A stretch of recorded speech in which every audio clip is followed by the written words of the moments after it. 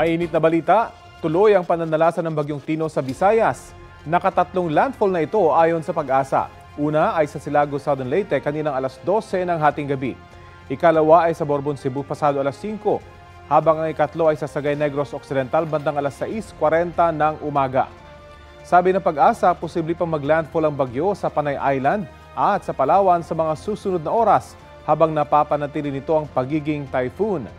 Namataan ang mata ng Bagyong Tino sa bahagi ng Sagay Negros Occidental.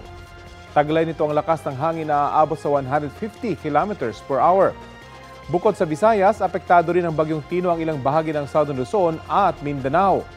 Inuulan din ngayon ang Metro Manila, Calabarzon, Zambales, Bataan, Pampanga, Bulacan, Isabela at Aurora.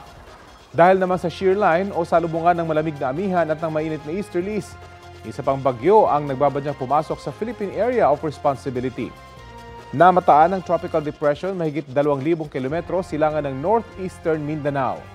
Ayon sa Pag-asa, sa darating na weekend, posible itong pumasok ng PAR. Kung sakali, tatawagin niya ng bagyong Uwan.